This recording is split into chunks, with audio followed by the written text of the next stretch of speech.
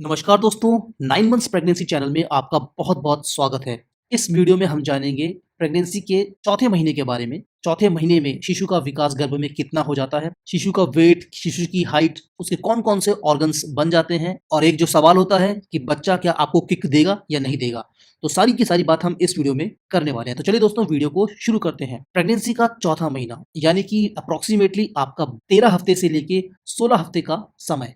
जैसे ही आप अपने चौथे महीने में आते हैं, तो आपको प्रेगनेंसी का दूसरा ट्राइमेस्टर यानी कि दूसरा तिमाही शुरू हो जाता है। तो दूसरे तिमाही में 3 महीने आते हैं, चौथा, 5वां और छठा महीना। शिशु गर्भ के अंदर विकासशील है, बड़ा हो रहा है और अब वो एमनियोटिक द्रव्य को पीना सीख गया है, जिससे कि वो सारे के सारे न्यूट्रिशंस लेता है और उसको भोजन की प्राप्ति इसी फ्रूट के ज़रिए होती है। बच्चे की हाथों की उँगलियाँ बन चुकी होती हैं, उसके पैरों की उँगलियाँ बन चुकी होती हैं और वो इस समय पे अपने अंगूठे को भी चूस रहा होता है। बच्चे के अभी सही मायने में दाँत नहीं आए हुए होते हैं, लेकिन दाँत आने वाली जगह पे उभार साफ-साफ देखा जा सकता है। बच्चे के पूरे शरीर में बहुत ही महीन-महीन बाल होते हैं और बच्चे की त्वचा इस समय पे काफ़ी हद तक पारदर्शी होती है। इस समय बच्चे की त्वचा एकदम गहरे गुलाबी रंग की होती है।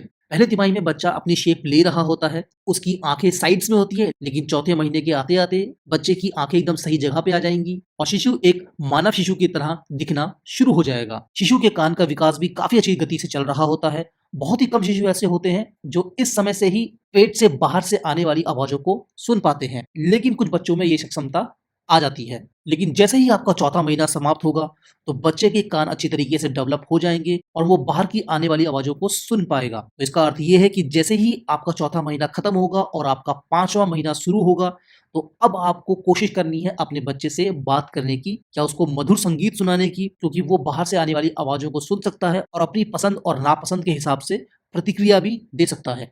तो बहुत ज़्यादा शोर-शराबे वाली जगह पे आपको नहीं बैठना है, बहुत शोर-शराबे वाला म्यूज़िक भी आपको नहीं सुनना है, क्योंकि इससे बच्चे की कानों पे फ़र्क पड़ सकता है और उसकी सुनने की शक्ति प्रभावित हो सकती है। गर्भ के अंदर बच्चा विकासशील तो है ही और हो सकता है कि कुछ महिलाएँ किस्मत वाली हों, जिनको 4 महीने के अंत में बच्चे के द्वारा किक महसूस हो पाएँ। सभी शिशु आपको किक देने में सक्षम नहीं होंगे, ये बहुत डिपेंड करता है प्रेगनेंसी टू प्रेगनेंसी, क्योंकि ज़्यादातर बच्चे 5वें महीने के बीच में आके ही किक देना या फिर मूवमेंट्स देना शुरू करते हैं और जो पहली बार माँ बन रही होती हैं, उनका एक्सपीरियंस कम होता है इन किक्स और इन मूवमेंट को पहचानने का। तो हो सकता है कि आपको चौथे महीने में बिल्कुल भी मूवमेंट्स समझ ना आए। अगर आपको चौथे महीने में या फिर उसके अंत में बच्चे की गतिविधियाँ महसूस होंगी, तो वो लगातार नहीं होंगी। कभी-कभी बच्चा गतिविधियाँ देता है और अगले दिन वो शायद आपको गतिविधियाँ ना दे, क्योंकि बच्चा अभी बहुत ज़्यादा बलशाली नहीं हुआ है। तो कभी-कभी आपको उसकी गतिविधियाँ महसूस हो सकती हैं और कभी-कभी नहीं भी हो सकती हैं और इसमें कोई भी घबराने वाली बात नहीं है। चौथे महीने में आप बिल्कुल भी विचलित ना हो गतिविधियों को लेकर। चौथे महीने के अंत में आते-आते आपका पेट भी अब दिखना शुरू हो जाएगा।